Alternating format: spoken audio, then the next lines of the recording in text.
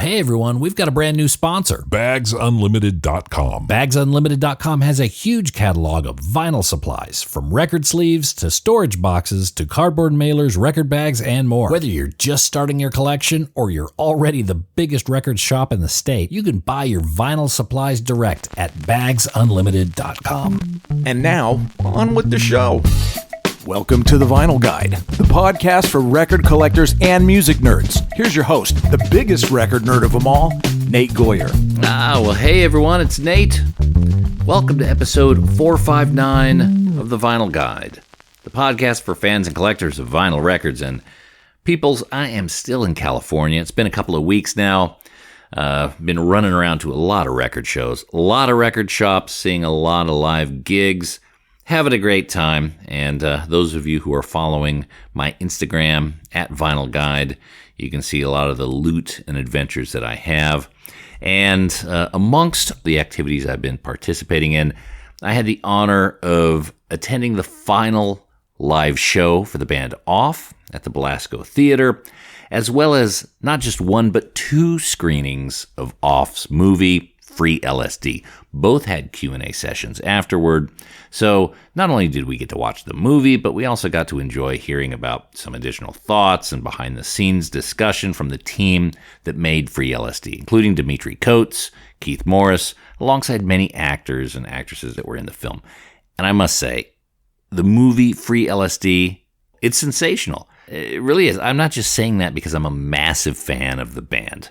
Right, and I gotta say, I'm very picky, especially when it comes to movies and how I spend my time. And I really, really enjoyed this movie. I think people who have never even heard of Off or their music will enjoy it. It works on multiple levels. There are many layers and details that I only caught after watching the movie multiple times. So much care and professionalism has gone into it. And I was very fortunate to be able to see those screenings and be in LA at the time that they were there. Now, for most of the world, it's going to be tough to see Free LSD on the big screen. There's been a few cities outside of Southern California, but the good news is that each of you can now watch the movie at any time. Now, it's available on streaming. It's available to order on Apple TV and Amazon Prime and a few others. Wherever you are in the world, I'm sure if you Google it up, there will be a local streaming service that can serve it up to you. However, being the physical media maniacs that each of us is, and I know you are as crazy record collectors, it's always best to have a physical copy. That's my motto anyway. So very happy to share that there is a Blu-ray version of Free LSD available to order now. It's shipping now. And not only does this Blu-ray package come with a copy of the film, deleted scenes, and many extras, but this package also comes with a CD that contains 3 new unreleased Off songs, 2 of which will not be on any streaming services. So if you want these songs, you gotta get the Blu-ray package. There are links to get that at freelsdmovie.com or fatpossum.com. And again, the Blu-ray package is available and shipping now, so certainly grab that while you can. So today, I'm talking with Dimitri Coates, who is pretty much the organizer and head instigator of Off. He's led this band. He's co-created it with Keith Morris and led them from strength to strength for the last decade and a half. Dimitri and I sat back, connected in person, poolside, and talked all about the journey of the Free LSD movie. And there's lots to take in here. Creating the movie, writing the script, casting it with people like Jack Black and D.H. Pellegro, tying in the movie and the record, the album of Free LSD, and now even the Blu-ray package with a similar vision, something that has carried on for the 8 years that the Dimitri and the band have worked on this movie. It's an incredible effort, and Dimitri was generous enough to give me quite a bit of his time to go through a lot of the details on creating the Free LSD movie and the whole universe in which it exists. So, please sit back and enjoy this conversation. I've had Dimitri on the Vinyl Guide before, episode 389, so feel free to give that a listen when you can. Of course, I've had Keith on several times, as well as Mario and others that are involved in Off and Free LSD. And it sounds like the band is calling it quits for now.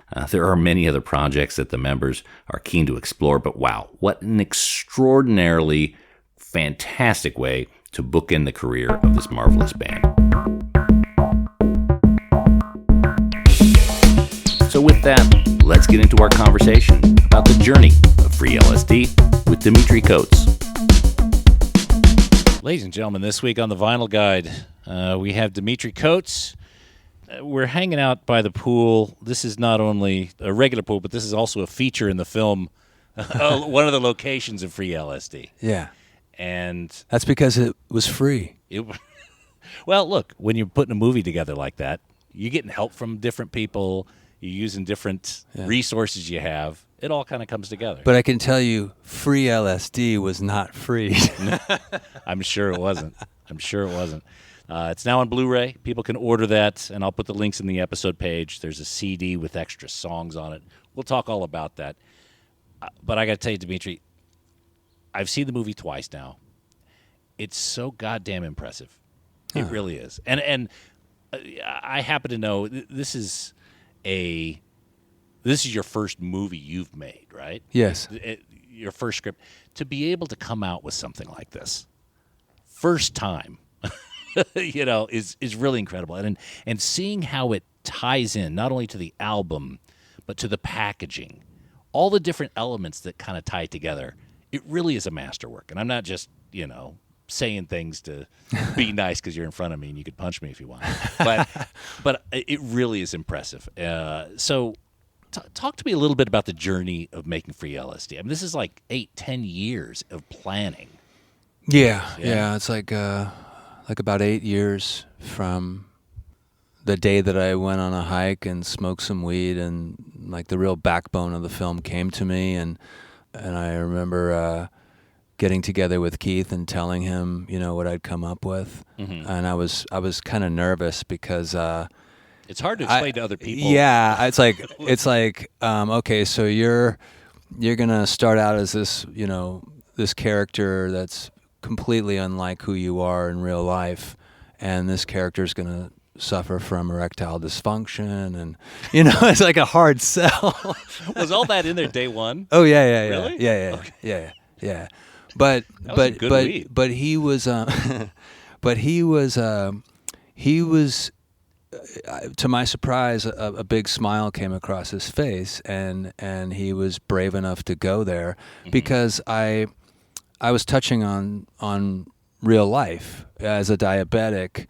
He confided in me that years ago, when he wasn't quite sure what was going on yet, he didn't really know that he was a diabetic. That was one of the side effects, was erectile dysfunction. Right. He doesn't have that problem anymore, just to be clear. But I really, to this day, just applaud his bravery to jump into waters that were completely foreign to him, and I'm very touched that he trusted me. To go to the places that he went. His performance it speaks for itself. The movie started off, as I understand, when it came. I guess originally it was Watermelon. Yeah. There was all right. Yeah. How different is free LSD, what we see today, from what was sketched out to be Watermelon? It's different. It's pretty different, but the foundation of the story is almost identical. The difference being, I found out that in real life, apparently, when I was doing some research, watermelon is supposed to be some sort of a natural Viagra. Okay. And so I thought it would be interesting to have watermelon grown by aliens that would hold some sort of it would create like an antidote that would open up the human mind to be able to travel to different dimensions. Okay. And then, as lineups started changing, it just evolved. And, it was all the same songs. I mean, we recorded versions of those songs with other lineups. So someday I wouldn't be opposed to releasing the Watermelon demos. It might be fun for people to hear the original lineup playing those free LSD songs. Okay. They're very different, but very cool, And at the time we were quite excited about them. So the backbone of the story is still pretty much the same. Oh yeah. Okay. Absolutely. Okay. Yeah. It's just that instead of being a watermelon, I pivoted to bees. So the aliens control these albino bees and command them to go get this particular nectar from these strange purple flowers and bring them back to the harvest room, which is sort of the in-between world between dimensions. And they produce this special honey that becomes the antidote. So it's just a different approach. Now, for those of you who haven't seen the movie, I know that's a lot to unpack there. But you hadn't written a script up to that point. No. Is that right? Now, and that's pretty ambitious. You go on a hike, smoke a bit of weed, and you come back, you're like, okay, I've got this plan. And it's starting to be put together, and you start to, I guess, open the laptop, start to write the script. Well, I Googled how to write a script, and there are tools out there. There are programs you can use that just create templates that are kind of ready to go, and it makes it easy to get started and organize everything and put your ideas into that format. But yeah, there was a lot of trial and error, and I kept rewriting the script for different lineups. Started out as the original lineup. Then Mario decided he didn't want to be in the movie and didn't want to act, and so we said, okay, well, maybe you should sit this one out because we're really determined to do this, and the person who plays on the record has to be in the movie. And we're not kicking you out, but you're getting pretty busy with Earthless, and so he's like, all right, I'm cool with that.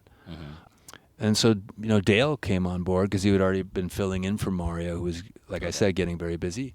And Dale came in, and we started working on stuff with him.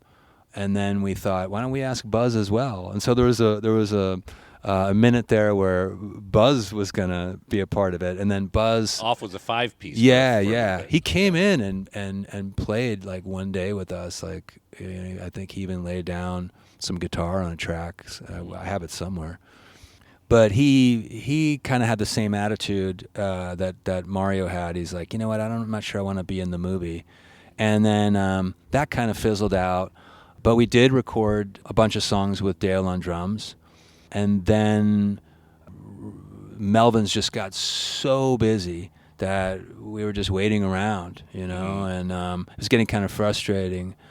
And at that point, so much time had passed. Mario was like, we played Mario some of the recordings with Dale, and he was like, oh my God, like, I want in on that. Like, you know what I mean? Like, I don't care. You just let me record these songs, and you can decide, this song Dale's better, or this song you like what I do better, but I want in on this. And then we record the stuff with Mario, and that was back to the original lineup, and it just felt it felt better because that's the band, Right. That's the OG. I mean, there's some stuff that Dale did. Don't get me wrong, that was super cool. But the OG lineup, you're talking Steven. Yeah, and yeah, Mario, like first three rhythm. records, Right. that lineup, And then I'm not going to get into it, Okay. but I just said, Mario, okay, look, I'm going to write you into where you barely have any lines, and that'll be kind of funny. You know what I mean? You'll just be like this Harpo. reactionary person, And That's fine. there's a plane, Jimmy. Nah, leave it. There's a plane up in the sky. So, long story short, we set out to actually start filming Watermelon. And I grabbed a couple of friends with cameras. They hopped in the van. We were playing like these tertiary markets to support Keith's book, My Damage. And it was like on the West Coast. And it was really fun because I would involve the audience, every night and create these Spinal Tap moments where I'd walk on stage and, we had these signs up everywhere, you're being filmed for our movie, and I would get them to like boo us and throw things at us, and I would do like these fake interviews afterwards and just have all these like, it was hard for some of the fans, but some of them did a really great job, like just talking about how I used to like them like back on the first record, but this is just a fucking disaster now, like and somebody was like, the only reason I'm here is because like I won tickets off the radio, like this was fucking, it's a drag. And so we had all this really fun footage from that tour that the whole point was that it would be like this shaky documentary, kind of intro that would make up the first 20 minutes of the film, and it's all about this band essentially falling apart and breaking up on the road, and then it would transition into 2 years later, and it would move into this script that I had written, and it would jump into more like real production, and it would be like this Wizard of Oz transition. That was the original concept for Watermelon. Okay. And then true to life, the band did fall apart. We did pretty much not break up, but we lost our rhythm section, and it took us a couple years to reinvent ourselves. Was there a big question mark whether Off could survive after Absolutely. that? There was for me. I didn't think we could do it. And Keith was, sometimes Keith is the one that just goes, Dimitri, like, we can do this, and it's going to be better than you can ever imagine. And I'm like, where is he getting this optimism from? You know what I mean? He said the same thing about when our Kickstarter failed. He did the same thing with me. I at that point I thought like, okay, there's no way this movie's going to happen. And he gave me a pep talk. He got emotional, and he said, because I told him, look, man, at least this, thinking about these songs and this album as a soundtrack to this bizarre, film with aliens in it and shit, it freed us up creatively to where we found, new territory for ourselves. Like these songs are bitchin', and we have, the film to thank for that, just as a compass. Right. And he got really emotional. And he said, Dimitri, we have to make this movie. And, and that's when I realized, like, oh my God, like it's as important to him as it is to me, and I'm the one that has to write and direct it, and fine tune it and all that. So we just kept pushing forward. And that's the beautiful thing about our friendship is, it's always felt like us against the world, and he was very instrumental in helping me cast this movie. It was his idea to get Chris D. It was his idea to get S.A. Griffin to play my dad. He thought to reach out to Rob Zabrecki. There's a whole bunch of people.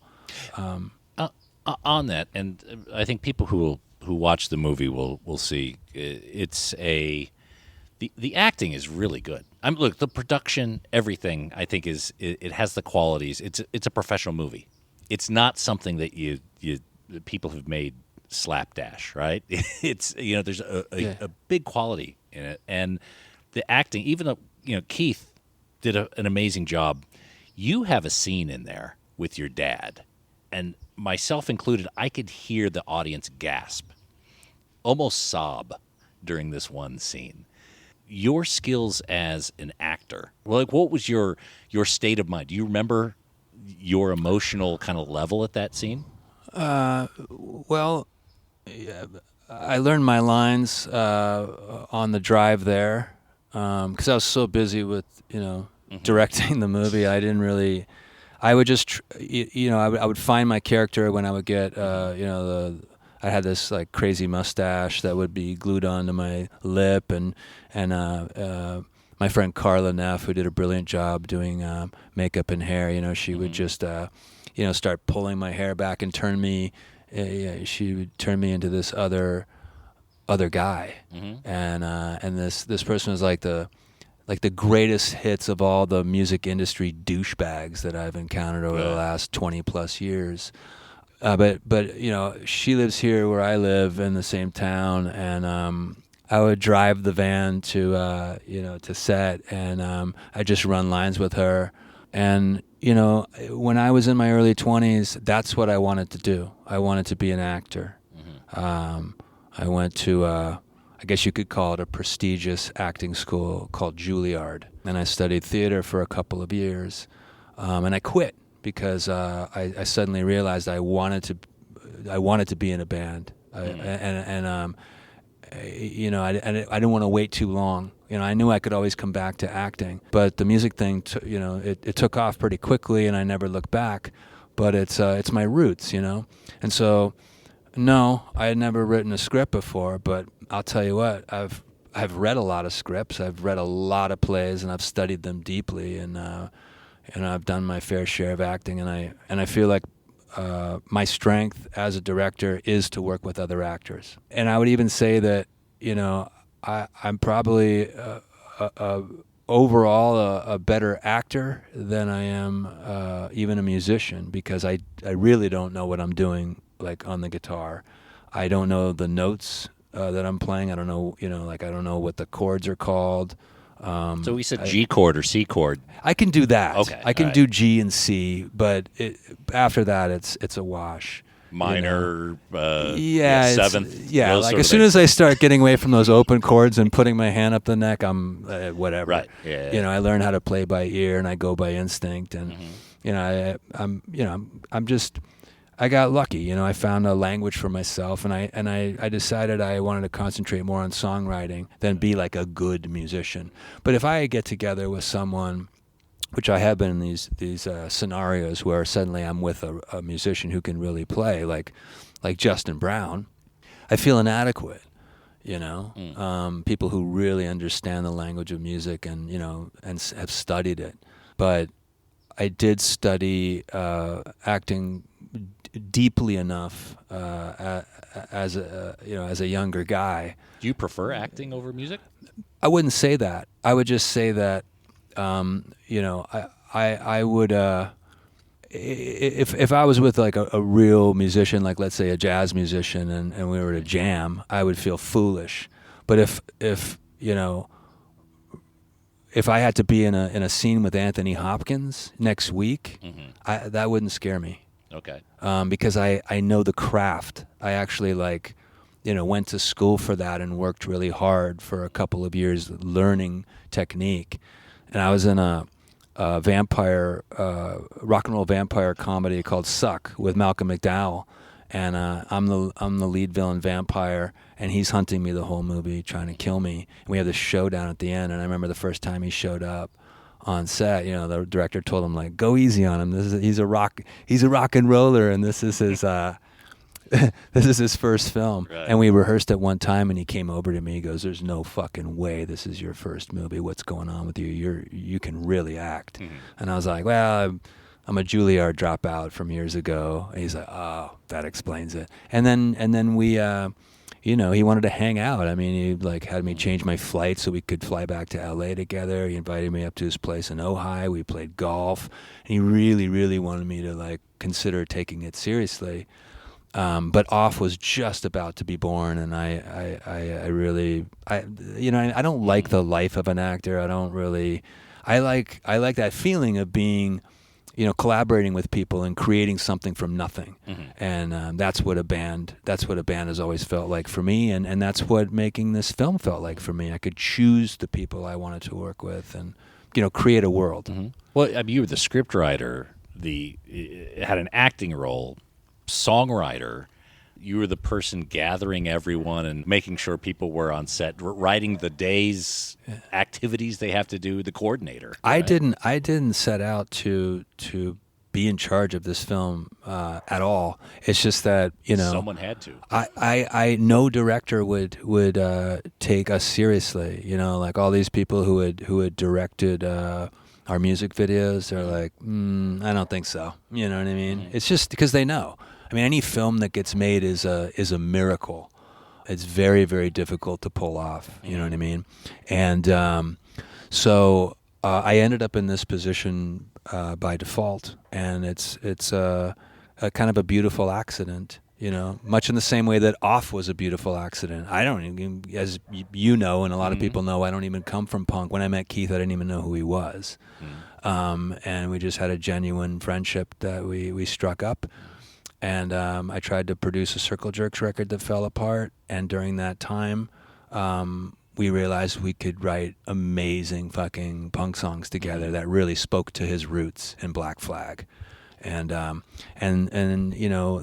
feel very, very fortunate that Off and this film, led me to something that I now want to do with the rest of my life, which is to make independent films. So making those independent films, is Free LSD a bit of a template for what you want to do? Because what you do is also production.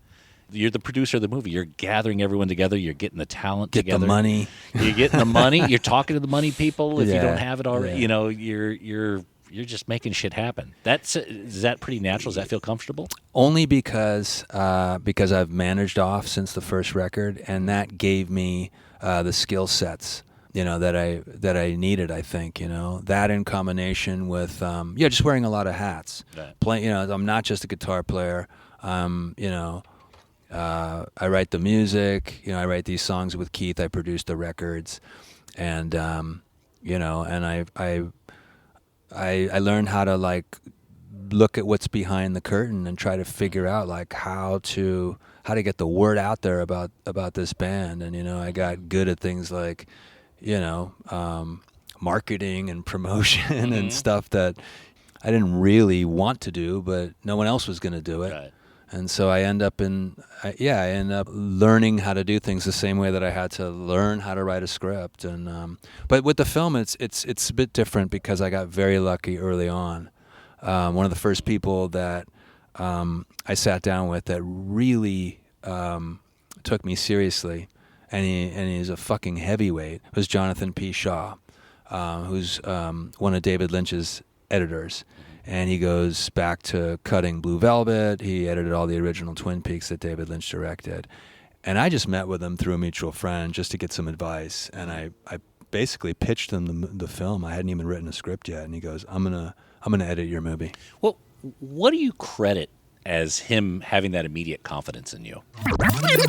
Hey there, all you record nerds. I want to tell you about BagsUnlimited.com. BagsUnlimited.com has a huge selection of vinyl record supplies. Whether you collect LPs, 7-inch singles, 78 shellacks, or anything in between, BagsUnlimited.com will sort you out. From polyline sleeves to cardboard record mailers to 7-inch storage boxes and archive quality record sleeves, protect your records of any size and shape at BagsUnlimited.com. Whether you have a small personal record collection or you're running a massive record shop, you can grab a small supply or even buy in bulk at BagsUnlimited.com. And they've got some really incredible, unique stuff. BagsUnlimited.com even has special size sleeves made especially to protect your box sets, storage boxes and sleeves for cassette tapes, protective supplies for reel-to-reel, and yes, even 8-tracks. Just go to BagsUnlimited.com, click on audio supplies, and prepare to be impressed by all the options they have. That's BagsUnlimited.com.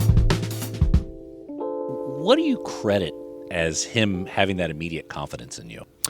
I think I've always thought it was an interesting idea. It is it's difficult to pitch because it sounds really complicated. The film is like when you see, I've had people tell me that it's a lot to take in on a first watch, and it's even better the second time or the third time because you can discover new things. But it's there are a lot of Easter eggs, and it's very sophisticated for the kind of film it is, which is a midnight movie.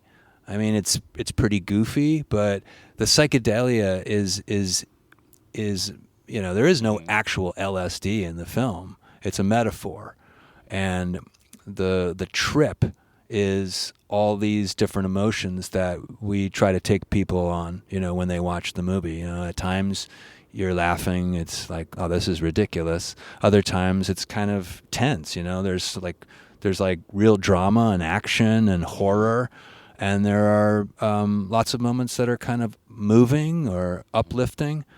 We wanted the film to be and the album to be companion pieces, the same feeling that people get when they listen to Free LSD, the album, because that's also a journey. That was designed to take a listener on a ride. I mean, it just doesn't stop. That's why there's all this interstitial, experimental music going on in between songs, or with those sort of free jazz, experimental noise, freakouts or whatever, FLSD.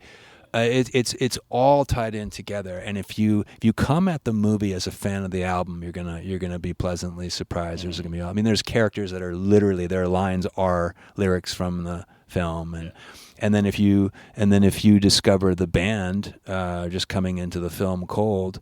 I've had people come up to me saying like, "Hey, I just saw your movie and I knew nothing about Off, and can you just tell me like that album that you guys make in the movie, and the dude like holds, and listens to that in his room and all that with the red vinyl and the blotter lyric sheet, and like, is that a real record?" And I'm like, "Oh yeah, dude. You can go to a record store tomorrow and buy that." And they're like, "And you can rip off like a square, like a tab, like from that lyric sheet?" I'm like, "Yep." They're like, "Oh my God, that is so fucking cool. I'm going to go get that record like first thing." And that's what it was always designed to do. It was designed to bring us a new audience. Bring more people in the tent. Yeah. It's easy to appeal to Off fans, but I've always had dreams of being a bigger band. You know what I mean? And because it's traveling around in a van and at Keith's age instead of a bus, and sharing hotel rooms. It's and you're out for a month, and you make enough money to warrant going, but you're not getting rich. You know what I mean? We're certainly not doing Circle Jerks numbers, you know what I mean? So, the film, I guess the timing of it's a little weird that we're we called it quits right when the film is coming out, but I don't know. It just it took a lot longer to get the film to where we wanted it. I think in a perfect world they would have come out at the same time. Right. So it is what it is.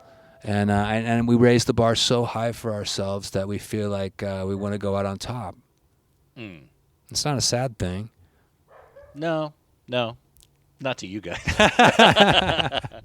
But look, again, and my love for this band, and I'm so proud of you guys for doing what you did and raising the bar so high. There's no shame in then coming out with an EP or something else that's just completely cathartic and something, not trying to compete with the past. When you say Off has called it quits, I always see that as with an asterisk on it.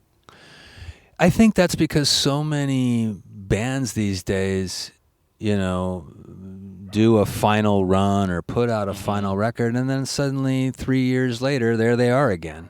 And so people are just used to that happening. But that might be the case if Keith wasn't, he's about to turn 69 years old, and he's got to go out and make his money, as much money as he can. I want him to, as his friend. And I used to tell him like years ago, when they started getting like really good Circle Jerks offers, the booking agent would tell me like what some of the money looked like, and I was like, "Are you sure, dude? Are you sure you don't want to like fire this up? You have my blessing." Yeah. He's such a loyal guy, and he always put Off first. I just think he's got to. I want him to retire and not have to worry about anything financially. like I said, I'm not a spring chicken anymore, and I have other films I want to make. And it took 8 years to make this one. So how many more films, can I create? I love music more than I have ever. It's just a different kind of music. I just don't reach for the electric guitar as much as I used to. It's more acoustic, and I'm nothing impresses me more than someone who can walk on a stage with an instrument. In my case, I want to see specifically a finger picking guitarist who can all they have are their songs, and they get up there and sing their songs. It's sort of like stand-up comics. It's an amazing thing for one person to walk on a stage, and they just have themselves and their jokes and a microphone, and the ability to just move people like that as a singular entity. I become fascinated with that, and that's what I want to explore with music. Speaking of stand-up comics, I was so delighted at the premiere that Dana Gould got up. I love Dana Gould. Me too. From all the time doing stand-up, he was he was one of the faces on the Mount Rushmore of my comedy heroes. Oh, right on. And he was one of several folks that you had in the movie. There's Xander's in there, Don Bowles. Talk to me a little bit about getting some of the creative community involved in it. Yeah. So Jack Black had been in a couple of our videos, and the main concern with him was he just didn't want to come on set. We shot this during the pandemic, so I said if I can write you in to where we get a phone call from you in these two clutch moments, will you at least send in, record yourself, on an iPhone and send me the file, and can we put you in the film? He goes, I'll totally do that. So his parts were recorded on an iPhone. Oh yeah. Okay. Oh yeah. Yeah, totally. Wow. Yeah. And I directed him remotely. But he was so cool. I mean, he would just be like, I was just so blown away that he was doing it at all. I was like, that's great, Jack, and he'd be like, I feel like I could do better. Tell me what you really want, And so I'd be like, all right, well, if you're open to it, I would do it more like this. And can we send you a costume? Because all the other, lab technicians, you're part of this group of people that wear these lab coats and all that. And so can I send you the costume? And when we do it again, and he's like, send me a picture of the costume. He went out and had, he bought the stuff. And that's the thing about him is he's a huge star, but I don't know. He seems grounded. He doesn't seem to forget where he came from, and he's always said yes to us. It's really quite amazing. But D.H. Pellegro saved the movie. Justin, called me 2 weeks before we were shooting, and he was like, "Dude, I'm so sorry, but I got here to Europe, and they extended my tour, and I can't come for the days I said I was going to come. I can come different days." And I said, well, that's not how it works. We're locked. I mean, locations, crew, actors, the money's on the line. I said, I'm sorry, but you can't be in the film, And it was, and then I didn't know what we were going to do, because I had written this film about our band, and there's this character named Justin, and I'd written it for him. So, I was really panicking, and our production designer, Gil Gale, who was also an actor in our film, a lot of people wore multiple hats, he suggested D.H. because he knew that D.H. had the background with Dead Kennedys and goes way back with Keith, but also knew that he was wanted to be an actor. He was serious about it. And I talked to Keith, and we thought this could really work. And I called him up, and he was blown away. He was like, oh my God, it was so important to him. And I didn't know he was sick. I didn't know that. So he was just a trooper. And he came in and we rehearsed basically like a band that was rehearsing for a music video or something where we're gonna air performance or whatever and it just works so well. He brought something to the film that I don't think would have been there otherwise. I love his performance. And now, at that time, I was like, what are we gonna do? Is this gonna work? This isn't our drummer. Right. This is about, and now I watch the film and I can't imagine anybody else in the movie. And so, that's why we dedicated it to him.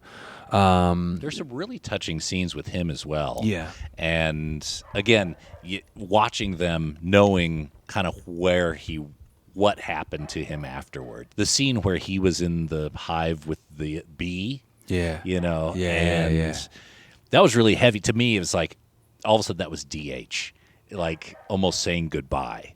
That's what it kind of felt like. Was the principal photography all done when he passed, or was there any the film was shot. Okay. The film was totally shot. I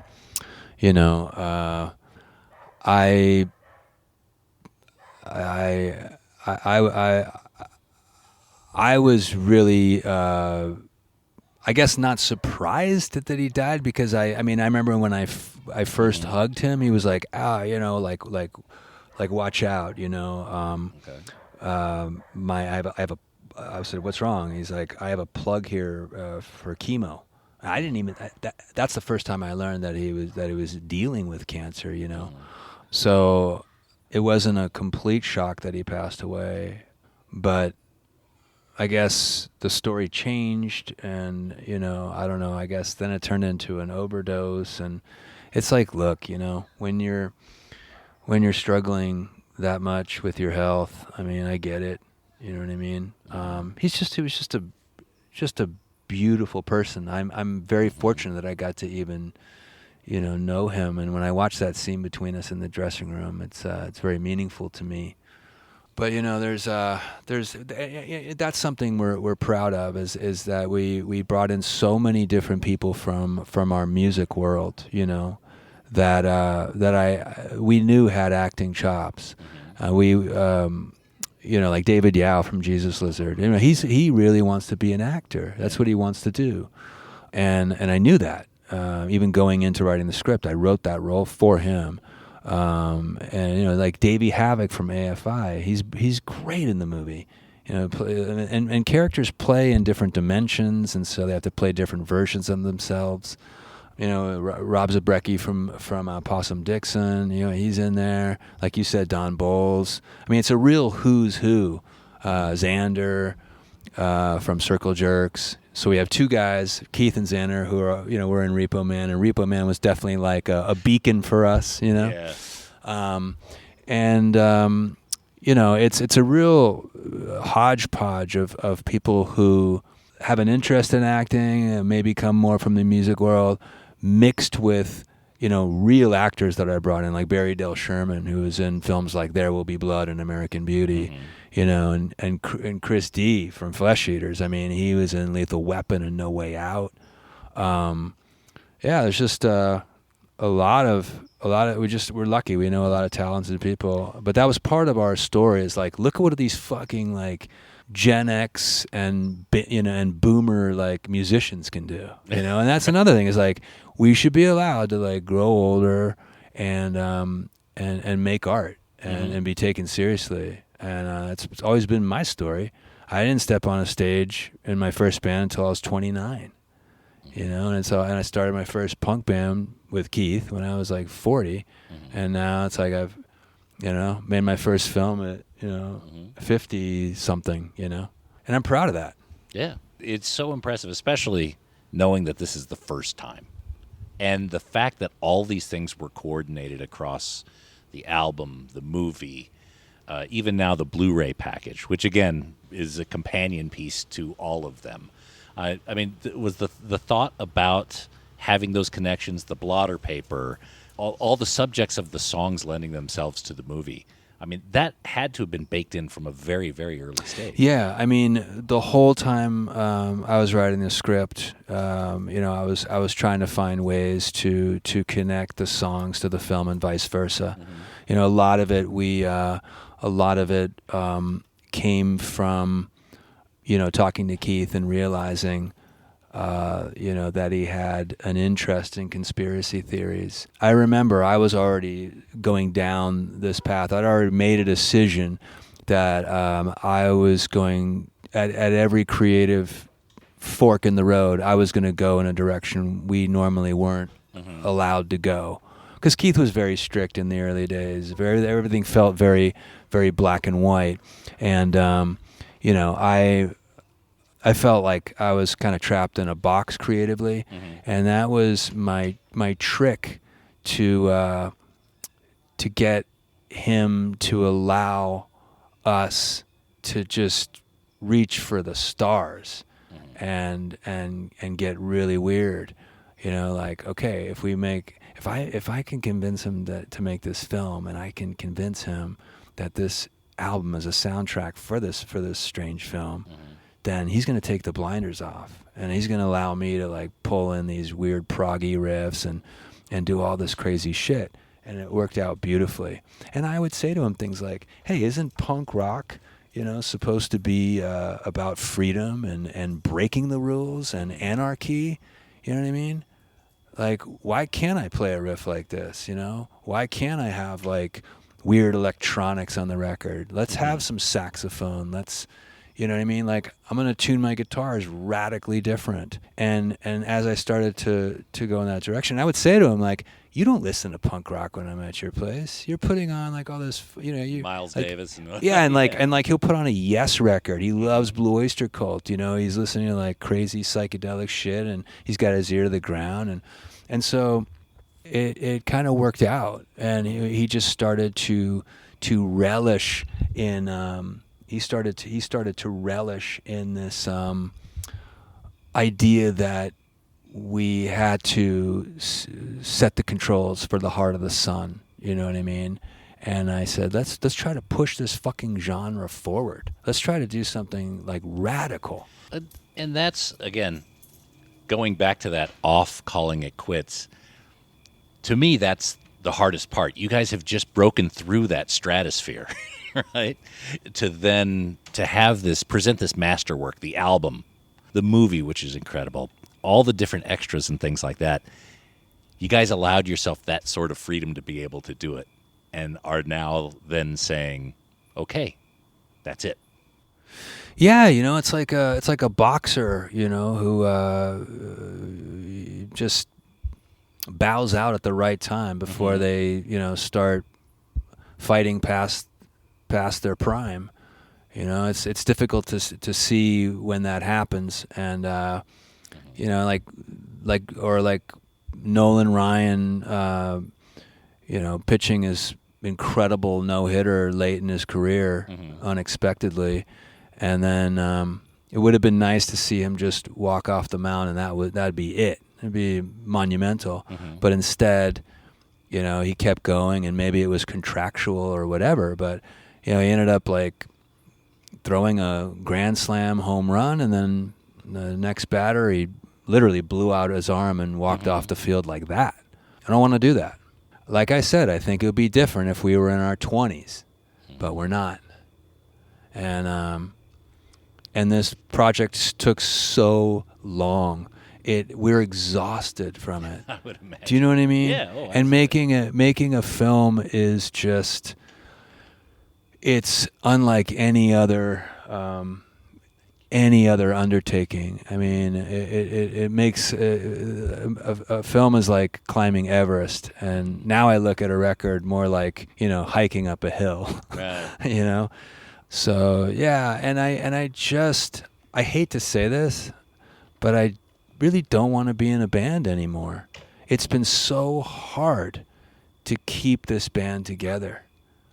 And to deal with everybody's schedules, because one of the things about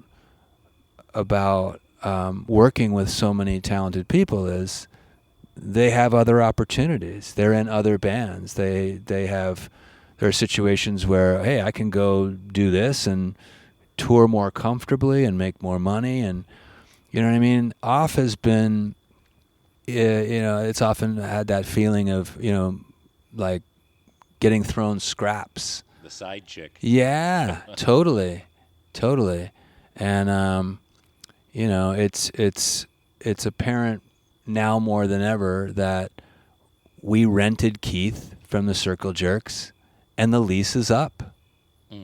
It's as simple as that, and I want him to go. I'm sure that everybody would be down to, the thought of exploring more music as Off.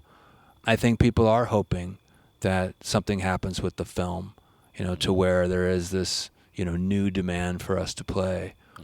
But I don't think we should do it. I really don't. Hey there, audiophiles. If you're seeking stylish furniture to showcase your stereo and record collection, well, look no further than SidetrackedWorkshop.com. Sidetracked Workshop designs extraordinarily elegant record cabinets and consoles that add sophistication and panache to your music hobby. Handcrafted in the good old USA in the vinyl-loving city of Portland, Oregon, Sidetracked Workshop's designs are a music lover's dream. Made with real walnut veneered wood and brass accents, these gorgeous designs add class and taste to the record room and ship fully assembled and ready to enjoy. Just check out the designs for yourself at SidetrackedWorkshop.com. Look, you spend thousands of dollars on records. Don't keep them in a crate, and don't risk your records on those feeble wooden pegs from IKEA. Your music deserves the dignity of Sidetracked Workshop. That's SidetrackedWorkshop.com. Elegant solutions for the vinyl lifestyle. Oh, and hey, record nerds, don't forget to clean your records with the very best and safest record cleaner, the Groove Washer. Make your records look and sound their very best, and store them with confidence using the new Groove Washer Groove Guard record sleeves. You gotta try this out. It makes a huge difference to the quality of your vinyl experience. Ask for the Groove Washer by name at your local record store and accept no substitutes. Or head over to groovewasher.com and use discount code VINYLGUIDE10. All hail the Groove Washer. That's groovewasher.com, discount code VINYLGUIDE10. I'm reading it like a serious break is needed. Okay. And this last 8 years, you guys have had this laser focus on this massive project. It's taken a lot out of everyone. You, probably more so because you had so much responsibility on you.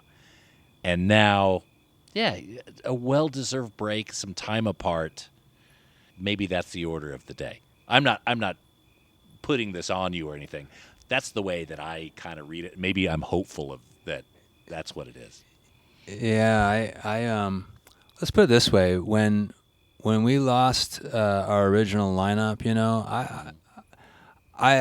we definitely had some egg on our face, and I didn't think that we could regroup, and I was okay with things ending. There's been a couple times where there was one time where Keith and I got into a big blow up, and we didn't talk for a while, and I thought the band was done.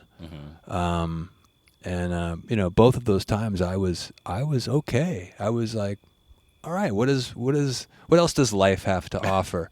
So I think it's really cool that we made it out the other side, and we actually achieved this incredible, seemingly impossible goal that we had as two friends. And it's taken a toll on us. We started out as buddies. We used to just go record shopping and grab meals, and I didn't care who he was, and we just liked each other. I want to get back to that, because as soon as we started playing in a band together, he at times he turns into Keith Morris, the nervous breakdown, red tape guy, the legend. And, I'm kind of like in his shadow. And quite frankly, I enjoyed the feeling of making a film and kind of standing in my own light for a change. It feels good. Yeah. It feels like I'm being called to something, and I want to go for it. And but Keith he'll always be like a brother to me. I mean, he was, when my kids were born, he came into the hospital and checked him out, and you know what I mean. He's been at both of my weddings. He was my best man. My current wife. I love him. And I also don't want to. I don't like him burning the candle at both ends. When he was. I felt a little weird, putting him in that situation where the circle jerks are tugging at him, and then I'm tugging at him with this off stuff, and now it's time. Now it's our time. We have a record coming out, and I thought they were just going to do it once around the world, and then it would be our turn. But that's not what happened. The offers kept coming. And they're still going, and that's great. But off suffered because of that, and suddenly we're fighting for whatever real estate we could get, and so anytime we had a break, they're swooping on okay, now we're gonna. So he's barely had any time off. You know what I mean? Because I would go work on the film, and then he'd take off and go tour with Circle Jerks again. I was in post production, so he's just been nonstop, and I think he likes that to a certain degree. But I had people tell me, like, "Are you sure you want to put him through that? Like, you want him to be like the lead role in a feature film? It's exhausting, and he's already doing these other things with these two bands." But I think he's one of those people that I noticed he's always healthier on the road than when he's home doing nothing. He's one of those people that thrives having a purpose. And there were many years where it wasn't as smooth sailing. Right? I mean, this is he's had a renaissance in the last 15 years, really. I've had people from the punk rock community, like legendary people, come up to me and just tell me how much it means to them that I was able to help him reinvent himself. But we did that for each other. He helped me reinvent myself. You know what I mean? I mean, the position I'm in right now, I have him and Off to thank for that. You know what I mean? Like, this movie wouldn't have gotten made if so many people didn't love that guy. I mean, yeah, there's Off fans, but it goes way beyond that. There's just so many people that grew up listening to his music, and it's kind of like when they realized, like I did, how important this film, is to him. They got out their wallets and they pulled favors, and they got involved, and they decided, hey, we got to do this. So I'm incredibly grateful for everything that's happened. Well, look, I've been an observer of the Off journey for over a decade, and as a fan, it's always been interesting watching you guys go from, I think, strength to strength, from the EPs to the albums, then writing clusters of songs. Like in Wasted Years, there was a few songs that's like those three kind of seemed to have a narrative within them. To then this huge effort. I mean, I don't know how something like this could come together as smoothly as it did. Well, I'm sure it wasn't smooth, but to watch it all kind of interconnect, it really is thrilling to see. I have other people to thank for that. I mean, I got really lucky with the film. I mean, there's people like Kurt Kittleson who came aboard as a producer and mentored me. He's worked with Paul Schrader, done projects with Brad Easton Ellis. He's worked with Nicolas Cage. My director of photography, he's shot everything from Eternal Sunshine of the Spotless Mind to Joker. These are people that normally would work for a lot more money, same with like Mark Villalobos, who did our practical effects. He was goes back to Sam Raimi, Army of Darkness. But they came on board because they believed in your vision. I don't think anybody would have done this if they didn't really genuinely love the script. I worked really, really hard on that script. I got it. I refined it to where it just, like eventually Kurt, my producer, just said like, okay, you know what? If we shoot this, if we just shoot this the way it is on these pages, it's going to be a good film. And that's the trick. And I learned to write also for budget, because in my earlier attempts, I had crazy scenes at airports and car crashes and shit that would have cost 3 times what the film ended up costing. And so I learned to write with fewer locations and write in a way that was affordable. And I just learned so much making this movie. Well, one thing I noticed is, and I get this is the definition of architecture, is the ability to take everything away and still retain the structural integrity. Yeah. And when watching the movie a second time, I was able to appreciate. The first time, you're just getting all sorts of stuff, you're trying to figure out what's going on. The second time, I was really able to sit back and watch that every scene, there's a purpose for every scene. Every look, every moment of that is by design. There's no accidents in it. No, it's everything is meticulously worked out. I have long conversations with wardrobe. Don Ritz, who did our costumes. It's days and days and days of just talking about each character and what they're going to wear, and they're trying to serve. Everybody's trying to serve the vision. Everybody signs up and goes, "I believe in this," and then I go, "Okay, great. That's very meaningful to me, and I thank you for trusting me in this vision." And I gave everybody a lot of freedom, because I was working with fucking pros. I was working with fucking veterans, and I wanted it to feel like a band. And several people, mentioned like, this is the most fun I've had on a movie set, and I don't even know when. Maybe the most fun I've ever had on a movie set. Yeah. You know what I mean? But you got everyone playing their roles. At the end of the day, you're the Ernest Shackleton, right? People are looking at you like, this is the guy who we need to follow this vision. I'm kind of an intense person, you know what I mean? And it's all about a vibe. It's the same thing as like Keith doesn't, play guitar. He doesn't know how to write a riff, right? But something happens when I'm playing guitar and he's sitting next to me. You know what I mean? It's a vibe. Yeah. And he's after a certain urgency, from me, and a certain kind of an attack, and so it brings something out of me. And so, hopefully as a director, I was able to do that in every situation. I was able to, you have to think on the fly, you have to make split second decisions. Things go wrong, you have to pivot and whatever. And somehow I was able to gain the respect of people, and to trust in me. And the stakes were very high. We shot this in 18 days. And, during the pandemic, if somebody got sick, what were we going to do? Like, what if Keith got COVID? We would have, it would have ruined us.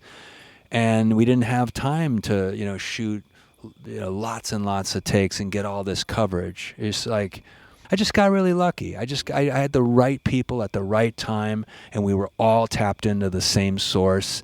And it's like, it's no different than musicians that get together, to play jazz, and, there's just this magic that happens, and there's a connection, and it just flows. Some films, maybe my next film won't be like that. Maybe it'll be a disaster. But there were times when, I would come back from a day of shooting and think like, was that a disaster? And then you go into post, you start pulling up the footage, and you're thinking like, there's many times I thought like, oh, this film's not going to be very good. And then you just start fine tuning. The editing process gets whittled down to where you just get to the very, very essence of every fucking moment. You know what I mean? We started to realize that Keith's character was more powerful when we would take away lines from him, and we made him more reactionary because his face and his eyes are so expressive, you know.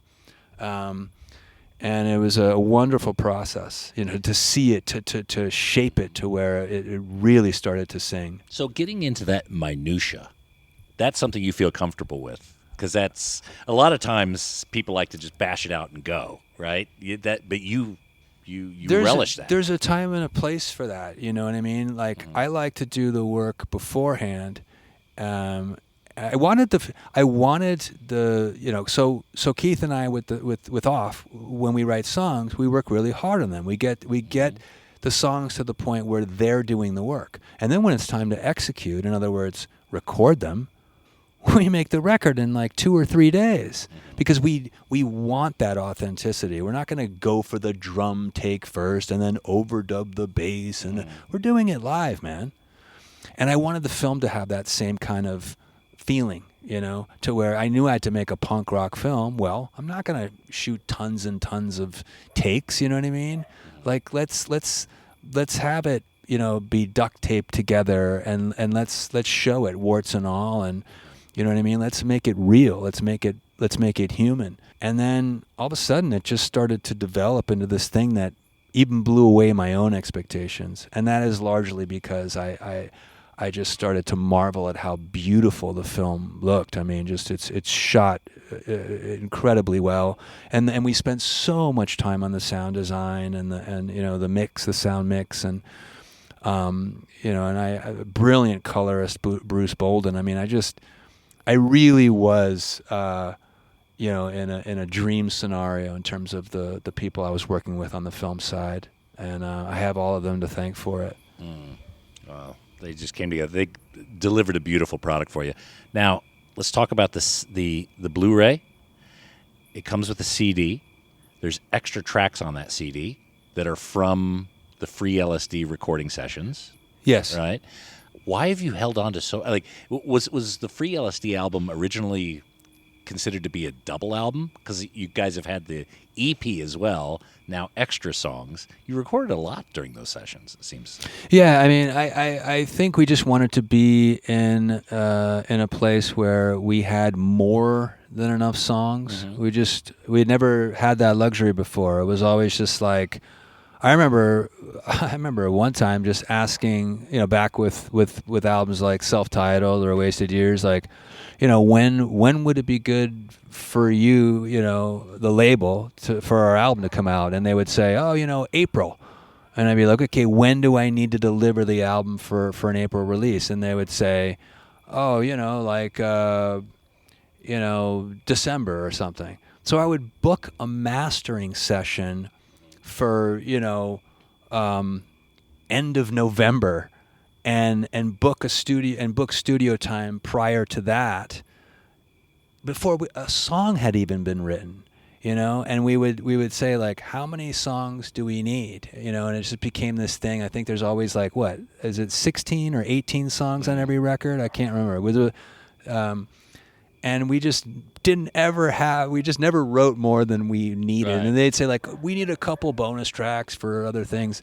But this time, because of the nature of what it was, and, you know, we knew we were going to take our time, and we knew we wanted to explore different territory. And so there are songs even beyond these 3 extra unreleased tracks on the Blu-ray that exist, with with Autry and Justin as our rhythm section. Yeah, I mean, we went deep, and this Blu-ray is very special to us because there's only 3,000 of them. It has this killer foil slip case, these lobby cards that are kind of like postcards, stills from the film, and it has, you know, a nod to the album with the blotter lyric sheet and album credits, and and this CD with the extra songs for the fans, and deleted scenes, and it's got both trailers, and Spent a long time actually on the subtitle on the captions. Oh, you got something. Okay. Yeah, on the like a lot of we put a lot of work into this, and it is really like the definitive version of the film for those who can't go to see it or weren't able to see it in the cinema. I highly recommend getting it, and I really do. The reactions to these Q&A, the people who did show up to these Q&A screenings, it's just been overwhelming. I mean, these things have been packed, if not sold out, and everybody goes out of their way, to say, and they always. I usually get this, like, I don't take this the wrong way, but I came to this film not really expecting very much because it's a film made by a band or whatever. But oh my God, like, it just blew me away. It's a real film, and I loved it, and everybody's saying it's an instant cult classic or whatever, and I don't know. I mean, it may or may not be the case, but I think it's important to buy the Blu-ray in case. Because then, it'd be worth something someday.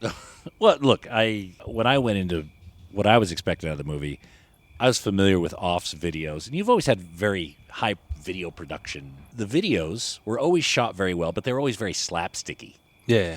I was expecting a little bit of. I wasn't expecting the emotional movement in the movies.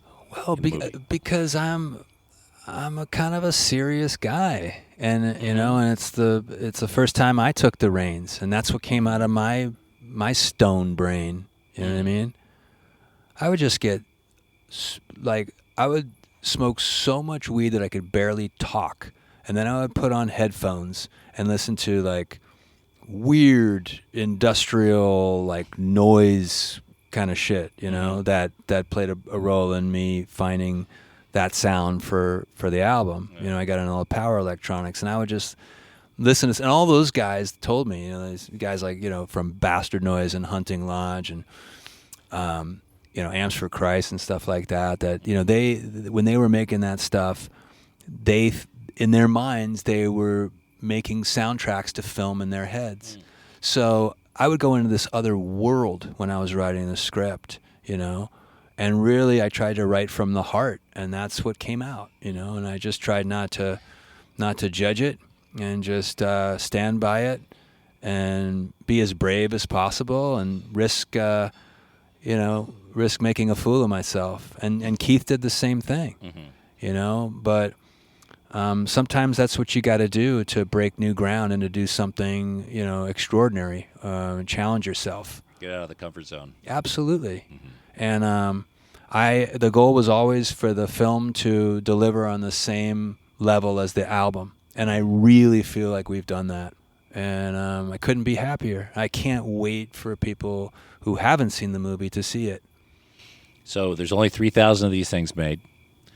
I'll put the link in the episode page where they can get it, but I would strongly encourage folks to, if you can't get to a big screen, if you can get to a big screen premiere of it, or the premieres are done, but if there's any big screen, I'm totally open to doing more Q&As if okay. There's been festivals that have reached out. I mean, we have to see, but yeah.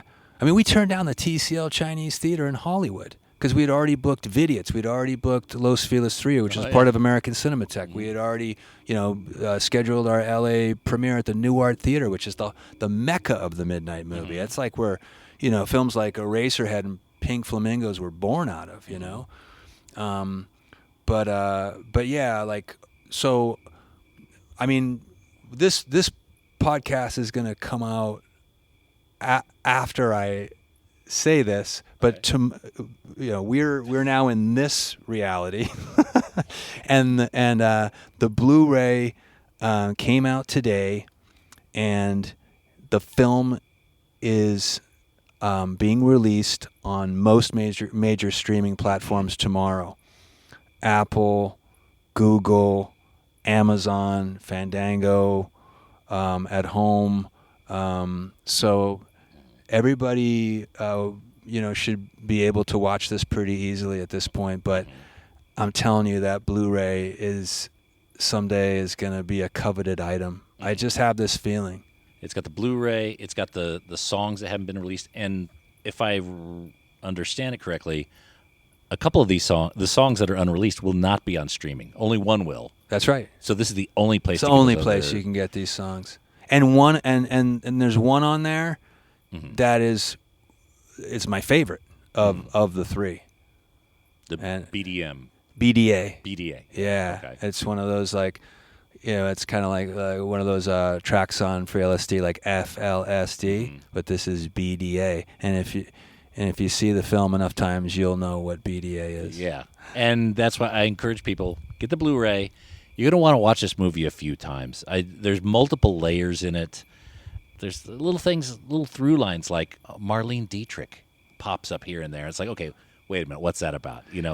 The bees. There's a few things I got to dive deep in. This is not a movie to watch while you have your phone next to you. You want to allow yourself to be absorbed in it and enjoy it. There's a lot there if you're willing to throw yourself into it. We put a lot of love into this. A lot of sweat. A lot of work, yeah. So, Dimitri, I know we spent quite a bit of time. Is there anything you want to talk about? Anything you want to bring up we haven't brought up? No, I just really appreciate all the support you've given us over the years, and I think your site and what you do is super cool. And I've been a very serious collector of vinyl most of my life, and I'm a real nerd about it. Yeah. As you saw when I gave you a tour of my house. Quite impressive. So just keep doing what you do, man. It's awesome. Oh, man. I do appreciate that. I really do. And again, Dimitri, it's been an absolute honor, following you guys and talking with you guys and doing my little part to help bring more people into the tent. So anyway, I hope we get to talk on future projects you have. I'd love to. Great. All right, let's eat. All right.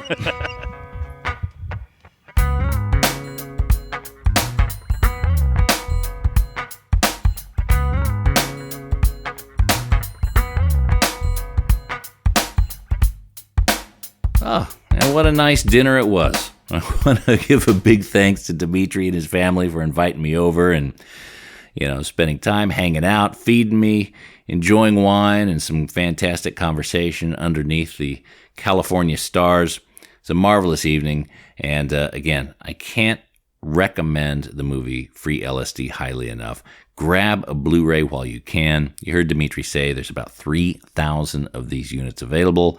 And they seem to be going pretty quick. At some point, they will run out, and you don't want to be one of the people kicking yourself for not having one in your collection. FreeLSDmovie.com or FatPossum.com. And of course, that Blu-ray comes with a CD that has 3 extra unheard off tracks, 2 of which are only available on that CD. So grab it and enjoy it, peoples. And that's it for this episode of The Vinyl Guide. Thank you so much for tuning in. Appreciate everyone who's sharing these episodes on social media, putting them on Reddit forums and Facebook groups. Of course, those of you who are leaving positive reviews on Apple Podcasts and Spotify platforms, that's hugely appreciated. And we'll be back shortly with a brand new episode. So until we talk next time, get out there and buy some records or Blu-rays, people. Cheers.